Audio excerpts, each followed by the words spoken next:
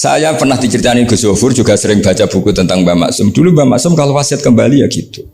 Kamu harus NU dan harus mempertahankan NU, tapi tidak dengan cara membenci Muhammadiyah. Dulu Mbah Mun juga sering cerita, dulu Mbah Hashim tuh ngaji Syekh Mahfud ya. Nah, Mbah Ahmad Dahlan dulu namanya Darwis sering ngaji sama Syekh Khotib Minangkabau. Zaman itu Syekh Khotib sudah modern, sudah ikut gerakan Abdu, gerakan Al-Manar.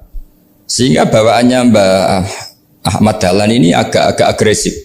Yang Mbah Hashim karena hanya mulazim di Syekh Mahfud, hanya sesekali ngaji Syekh Khotib, beliau lebih seperti itu. Dan dua beliau ini sama-sama pernah ngaji Mbah Soleh Darat di Semarang, Mbah Hashim sama Mbah Ahmad Dahlan yang dulu namanya Darwis. Jadi ini masih min muskatin wahidah mimam bain wahid. Sehingga kita tidak kaget ketika Mbah Ali Maksum mengomentari Muhammadiyah itu masih ahli sunnah wal jamaah. Makanya nanti terakhir saya baca kitabnya Mbah Ali dan sering saya pelajari. Andai kan kita ini sepakat dengan ilmu, ya kita tahulah. Kalau Abu Hanifah itu tidak kunut, Imam Syafi'i kunut, berarti kunut itu madzhabnya Abu Hanifah, bukan madzhabnya Mbah Ahmad Dahlan. Apa tidak kunut itu madzhabnya Abu Hanifah, bukan madzhabnya Mbah Ahmad Dahlan. Kita kunut itu madzhabnya Imam Syafi'i, bukan madzhabnya Mbah Hashim. Ini semuanya masih dalam bingkai ilmu. Adzan qabla subhi juga riwayatnya jelas. Tidak adzan ya sudah perilaku kita sudah jelas. Dulu Mbah Mun sering didik kita gitu. Saya sering dengar cerita kalau dulu Pak Arif Fakhruddin begitu hormat sama Mbah Ali, apalagi dzuriyahnya Mbah Azhar Basir, karena beliau dulu ngaji di Termas. Dulu itu nggak ada masalah karena semuanya dianalisis pakai ilmu. Tapi sekarang pakai identitas, yang kunut itu NU, yang nggak kunut Muhammadiyah. Berarti Abu Hanifah itu Muhammadiyah, Imam Syafi'i itu NU. Berarti Imam Syafi'i itu ya anak buahnya Ki Miftahul Ahyar kira-kira gitu, karena kan anak buahnya Pak Said Akil. Kan terus jadi repot. Dulu kita ini pengagum ilmu, bukan pengagum perbedaan. Sehingga di sini yang saya kagum dari sekian ceritanya Mbah Ali Maksum, supaya kitab ini to the point, supaya nggak lama-lama karena waktunya juga. Nanti kalau kemalaman ini kena semprit ini sudah. Ini diantara yang diceritakan Bali itu nih. Imam Syafi'i itu sering tawassul, sering wasilah sama siapa itu? Abu Hanifah. Ini sudah tak petakan, saya baca yang sensitif lah, so yang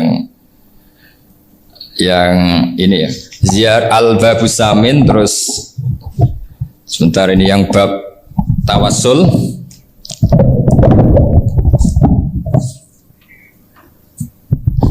Ini di sini halaman 90, mungkin santri-santri kerapia bisa ngecek lagi di kitab Hujjatul Ahli Sunnah.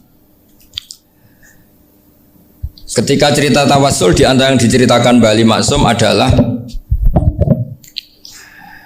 perilaku ya, bukan sekedar statement tapi apa? Perilakunya Imam Syafi'i atau ahwalnya kalau bahasa halusnya, yang selalu ke makamnya Abu Hanifah untuk tawassul. Padahal Imam Syafi'i itu orang yang secara ilmu sering kritik Abu Hanifah. Jadi ini saya baca ini di halaman 100, jadi tawassul mulai halaman 9 berapa ini sampai halaman ini yang qala sami'tu Syafi'iyya yaqul inni la atabarraku bi Abi Hanifah wa ji'u ila qabri fi kulli yaumin zairan fa idza uridat li hajatun shallaitu rak'atain, halaman 100, wa ji'tu wa sa'altu wa ta'ala al hajat indahu fama taqudu anni hatta tuqda.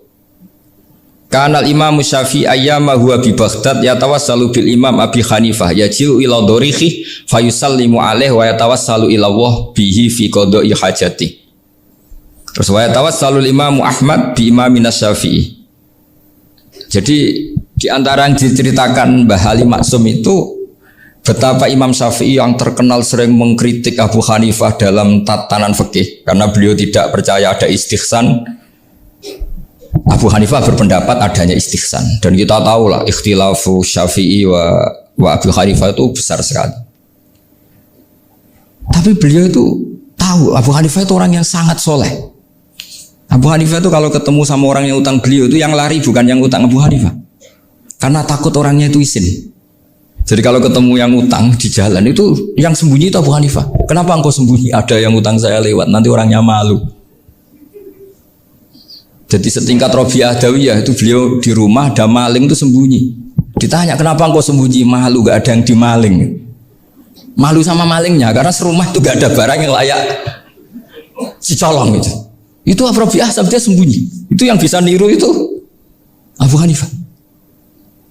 Jadi wali-wali besar ini ternyata saling menghormati dan saling tawassul.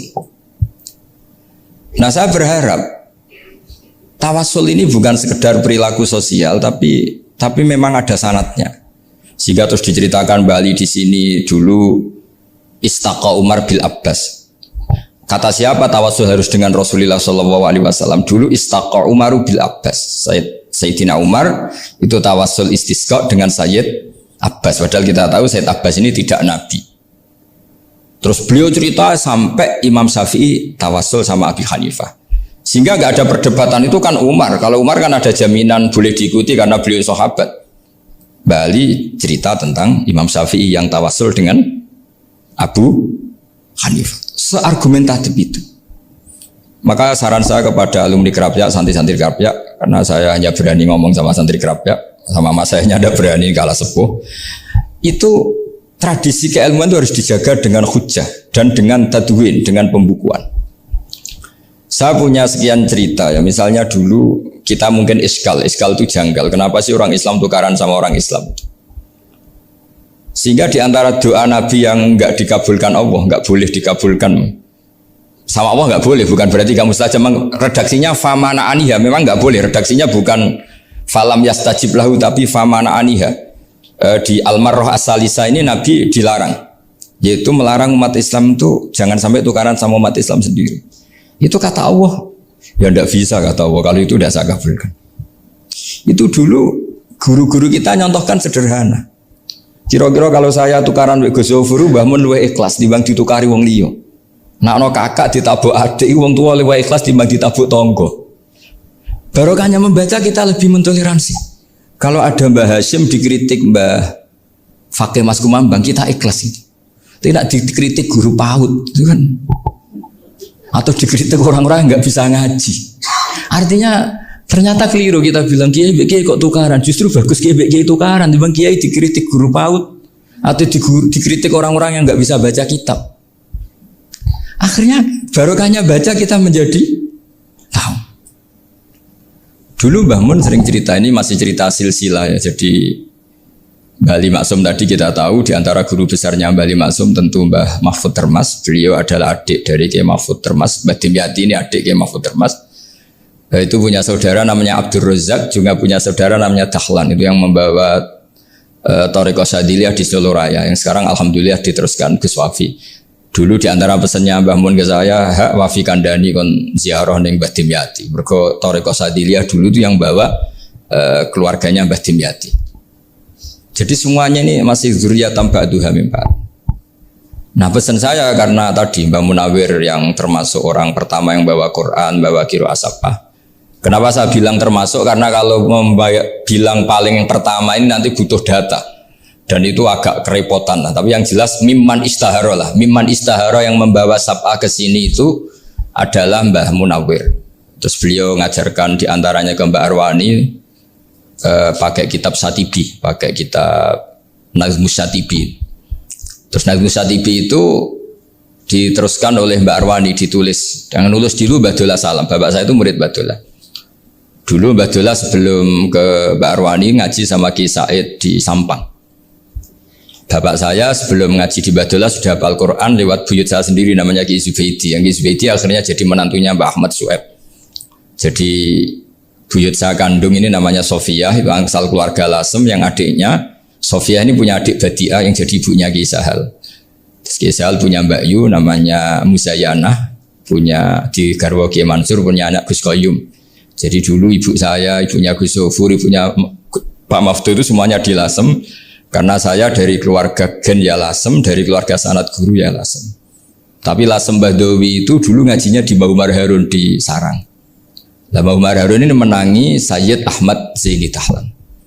Sayyid Zaini Ahmad Zaini Dahlan ini punya cucu keempat yang hidup di Sedan, terus makamnya di Lasem, namanya Habib Haidar. Itu yang nulis biografinya Mbah Maksum. Mbah Maksum bukan Bali, biografinya Mbah Maksum. Itu ditulis oleh Habib Haidar, namanya Haidar bin Hasan bin Sodaqoh bin Ahmad Zaini Tahlan. Nah, Habib Haidar ini menantunya Sayyid Hamzah Sato. Hamzah Sato itu Hamzah bin Abdullah bin Umar, itu kakaknya Sayyid Abi Bakar Sato, Sohibul I'anah. Nah, Sayyid Umar ini yang dulu ngajari mbahnya Mbah Mun namanya Ahmad bin Syuaib. Nah, di antara ajarannya adalah baca kitab-kitab kecil yang bisa dihafal. Dibawalah ke sarang jadi metode muhafadzah. Tapi kemudian lama-lama oleh pondok itu jadi syarat kenaikan kelas. Dulu nggak ada muhafadzah untuk kenaikan kelas ya, supaya orang alim itu harus hafal. Lama-lama dipakai syarat untuk muhafadzah. Jadi semua ini sanad harus kita ingat supaya kita bisa menjaga tradisi. Termasuk tradisi ini kiai seneng jagungan, terus ngomong ra penting. Itu juga sanad. Setahu saya Mbah Mun itu kalau ketemu bapak ya guyon terus. Saya punya kenangan tuh yang dulu agak iskal tuh begini. Ada isu lah, entah isu entah hoax entah apa, ada kaji itu agak beling itu, pokoknya beling lah. Seneng siapa itu, rondo lah apa. Pokoknya beling gitu. Ketika Mbah Mun dilaporin tamu kalau kaji itu beling sama rondo itu, Mbah Mun tanyanya lucu. Lu ayu no cum, wahyu banget Mbah. Wahyu. Itu bapak juga bakas ayu nih. Dulu saya sekali ini kiai kok bakas wong ayu, bakas bodine barang lah kira-kira gitu. Tapi setelah saya tambah alim, tambah ngerti itu, kata bapak gini, ya abek bakas ayu hak timbang iya no malah kozaf. Ternyata seni. Sekali Mbah Mun atau bapak bilang waji kok zino kaji, maka larinya ke kozaf. Maka menghindari bahasa menuduh, ngomong yang nggak penting. Loh ayu no. Jadi kiai dulu tuh orang sok suci tapi menghindari hal-hal yang jadi punya seni untuk ngelola kehidupan. Orang bermalam-malam jagungan sama teman asik itu kan perlawanan terhadap nafsu kita, syahwat kita untuk mungkin nikmati dugem di bar atau di tempat-tempat maksiat. Itu setan di Indonesia tuh kakuati sama Ki Jawa. Orang supaya tidak tertarik maksiat itu tuh Ki Jawa cukup ketemu kancane masak terong guyon, gejol-gejolokan zaman mondok, suwengi lulus sangka maksiat. Bar wis tutup. Perlawanannya sederhana, nggak pakai tahajud, nggak pakai wiridan. Karena Ki Jawa juga kalau rapati potongan ahli ibadah gitu, itu jagungan.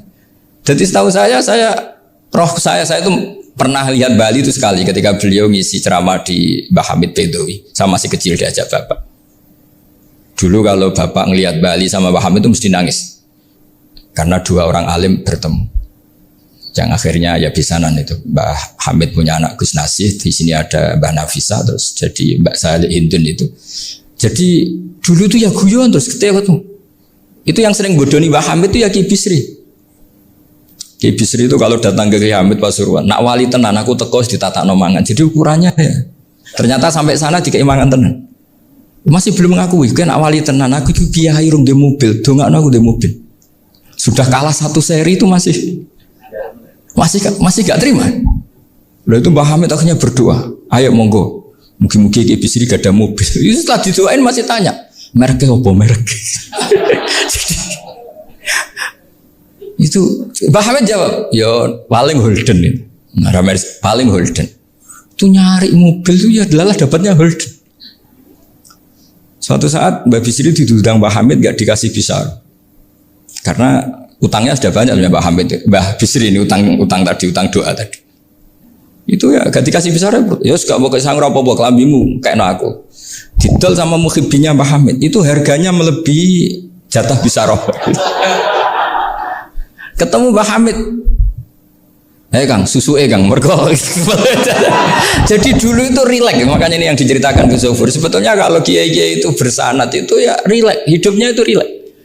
Karena rileks ini perlawanan terhadap kemungkaran. Saya dulu musyawarah sering sama Gus Zofur usul fikih. Itu jelas di antara yang ditulis Lubil Usul itu. Ya kita tahu tadi misalnya sanad usul fikih, Mbah Ber itu sangat al-usuli Kiai Zubair Dahlan, abahnya Mbah Mun. Punya murid di antaranya Kiai Sahal. Kiai Sahal punya karangan Thariqatul Husul fi Syarhi Lubil Usul. Itu Thariqatul Husul itu beliau ngendikan dalam mukaddimah bahwa saya bisa mensarah ini berdasar ngaji maknani sama Mbah Zubair. Terus beliau mengutip sarah itu dari kitab Nailul Ma'mul. Beliau ngendikan binus khotin khotiyah ghairi matbu'ah. Dan itu ditemukan di Kiai Mansur di Lasem. Karena Kiai Mansur iparnya Mbah Sahal. Mansur bin Khalil itu diantara katibnya Syekh mahfud. Jadi semuanya ini sambung.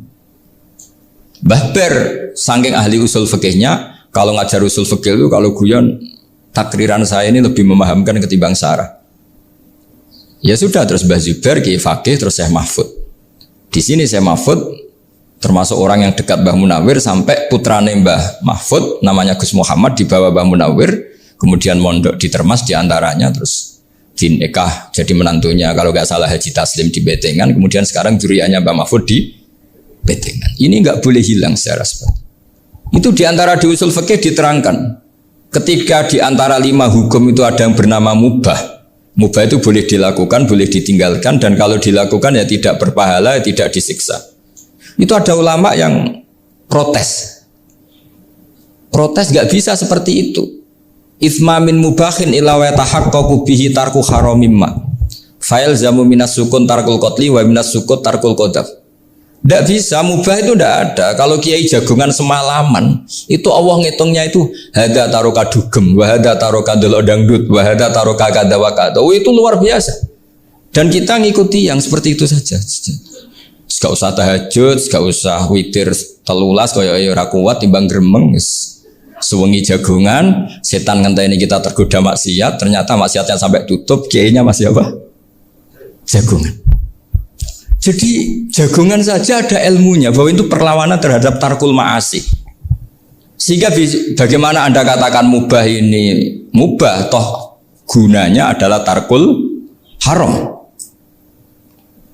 Meskipun efek mubah juga bisa tarkul wajib, wae bojo blonjo turu. Ya kan? Wae ngrumati ibuke turu. Itu halal wajib. Jadi mubah itu resikonya ya bisa tarkul wajib, bisa tarkul haram.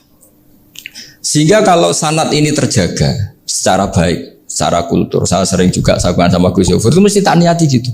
Jagungan wong alim wis ibadah dan menikmati ibadah adalah dabul auliya wa dabul ulama. Kata Imam Ghazali, pada akhirnya waqud buhadatin al istilzat bil mubahat. Kata Imam Ghazali, pada akhirnya qutbu hadaddin, madaru hadaddin, pokok dari agama ini adalah melawan kemaksiatan dengan kita menikmati al-istidzat bil mubah. Kita menikmati sesuatu yang dibolehkan Allah Subhanahu wa taala. Dan seperti ini itu bisa qasmu dhuhri syaitan, bisa menghancurkan punggungnya setan. Karena kalau melawan setan dengan ibadah ini kadang kita capek selain isra potongan. Tapi nak kangkang neng komplek H gitu jagungan mbek kancane, ngenang melarate, mbok ngenang ora sekolah, ramunggah, kenangan sing ramunggah diarani istiqomah. Itu kan diarani tulus zaman, kok sing munggah dianggap kesusu. Saya ini punya pondok Quran, kalau ada yang hafal 3 tahun mesti digojlok kancane. Gak apik kesusu itu. Kesusu itu mesti tidak barokah karena tergesa-gesa apa? Hatam.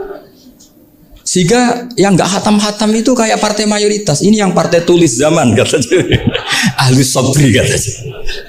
Akhirnya di pondok gara-gara itu mau guyon, tapi nggak ada stigmasinya, misalnya nggak naik. Di pondok sarang itu saya punya temen itu banyak yang sekelas dengan saya, sekelas sama Gus Kamil, akhirnya sekelas dengan Gus Sofur. Padahal saya ini kakak kelas. Saya temannya Gus Kamil, temannya Gus Sofur. Ini anak ini nggak pernah naik. Itu nggak dicibir di pondok. Karena guyonan tadi. Guyonan bahwa ini bagian dari bentuk apa? Istiqomah.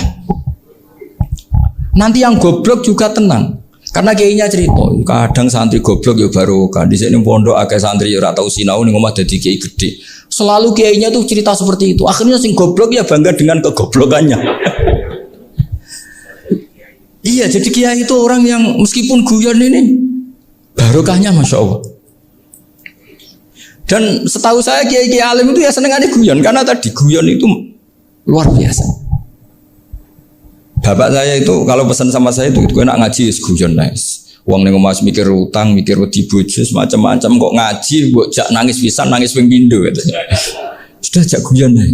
Paling gak lali. Dan beliau punya dalil kul bi fadlillah bi rahmati fa bidzalika falyafrah. Jadi jangan sampai orang ini farah bil maksiat, jangan sampai orang itu. Dan ini yang saya kenang dari sekian cerita murid Bali. Mbah Ali Maksum ya senangane guyon. Gojol-gojolkan mbek santri guyon. Ini saya maklumatkan ke semua santri beliau bahwa ini bukan sekedar guyon, tapi al-istilzat bil mubahat. Ini adalah perlawanan terhadap setan karena banyak orang bisa senang tuh kalau nunggu maksiat. Ini bisa senang dengan sesuatu yang tidak maksiat. Itu kayak apa hebatnya? Makanya Nabi itu kalau ketemu sahabat ya sering ngendikan yang ringan-ringan. Ya Umar ma'afalan duher cung mana piye ije. Kalau ketemu anak kecil ya. Nanti ketemu yang tua-tua yang sudah nggak bisa mikir, ya tetap riang.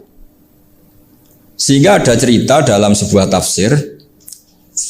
Ya saya ulang lagi, ada cerita di sebuah tafsir. Kenapa Nabi Musa ditanya Allah, wa matilka biyaminika ya Musa? Ma'ana wa ta'ala a'lam. Tentu Allah sangat tahu yang dibawa Musa itu apa. Karena Allah tahu Nabi Musa itu grogi. Orang dipanggil Wali Maksum pasti grogi, santri dipanggil Mbah Mun pasti grogi.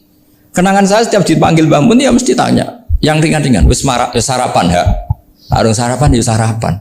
Pas sarapan ya kan tanduk mangan sing enak, wong santri ora tau mangan enak. Ya enggak pernah ngomong yang penting, ngendikan yang penting.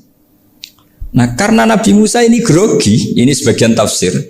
Itu ditanya yang ringan, saiki ku nggawa apa? Karena pertanyaannya ringan, Nabi Musa juga ringan. Ya Nabi Musa itu sampai lali ku pangeran sing ya'lamu sirra wa akhfa. Diterangno. Niki tongkat Gusti. Gunane kathah Gusti tongkat iki. Qala ya aso ya atawakkau 'alaiha wa ahusyu fiha ala ghanami wal ya fiha ma'arif ukhra. Oh, tongkat Gusti niki penting Gusti. Nggih nak. Nggih macam-macam lah Gusti. Atawakkau 'alaiha wa ahusyu fiha ala ghanami kangge menghalokan wal. Masih terangno terakhir dan yang lain-lain Gusti. Wal ya fiha ma'arif ukhra. Sehingga akhirnya rileks. Karena Nabi Musa terus ngerti. Ternyata ketemu pangeran itu gak seserem yang saya bayangkan gitu. Pertanyaannya ringan. Itu ada ilmunya. Tapi cerita ini yang versi tafsir ini tidak yang seperti di Manaqibul Ghazali. Di beberapa kitab tentang Manaqibul Ghazali diceritakan di alam roh Nabi Muhammad SAW itu yubahi bi ummati, saking yubahinya sampai ngendikan ulama ummati ke anbiya Bani Israel. Ulama umatku itu pinternya atau statusnya itu mirip-mirip lah. Kaf itu ya mirip-mirip kayak ulamanya nabinya Bani Israel. Akhirnya Nabi Musa itu tersinggung sekali. Bagaimana mungkin ulama disamakan dengan apa? Nabi. Sehebat-hebatnya ulama itu kan tidak akan yabluhu darajatan nubuwah atau yartaqi la darajatin nubuwah. Itu akhirnya ya kalau kamu nggak percaya panggil. Yang dipanggil Imam Ghazali. Ya Nabi Muhammad juga nggak mau kalah itu. Kalau manggil ulama RT ya kalah keok. Gitu. Akhirnya Imam Ghazali datang. Ditanya sama Musa, Mas Muka, nama kamu siapa? Ana Muhammad bin Muhammad Al-Ghazali At-Tusi Asy-Syafi'i. Itu disebut panjang. Terus Nabi Musa guyu-guyu. Kamu lama kok ngomong yang nggak penting. Ditanya namanya kok penjelasannya sepanjang itu. Dianggap itu satu kesalahan. Masa tanyanya nama kok ditanya. Jawabnya Muhammad bin Muhammad Al-Ghazali At-Tusi Asy-Syafi'i. Kepanjangan itu. Ketika Nabi Musa agak mencibir, agak gimana itu terus Imam Ghazali, kalau ini masalah, lebih masalah jenengan. Apa itu? Yang tanya jenengan tuh Allah ya'lamu sirra wa akhfa, dan Allah hanya tanya wa ma tilka biyaminika ya Musa. Harusnya jenengan jawab aso ya titik, bukan kepanjangan. Atawakkau 'alaiha wa usybiha itu kepanjangan. Allah tanya yang di bawah kamu itu apa? Yang di tangan kamu. Harusnya jawabnya hanya aso ya. Tapi kenapa penjelasannya sepanjang itu? Sampai terakhir waliya fiha ma'arifu ukhra. Terus pinter tenan jadi gitu. Terus ada Nabi Muhammad, Nabi Musa terus bilang, ya pinter tenan aja gitu. Padahal kita tidak pernah GR seperti itu kan, kebetulan Imam Ghazali. Gitu. Kalau yang lain mungkin ya keok lah kira-kira gitu. Tapi ini cerita dalam khazanah keilmuan.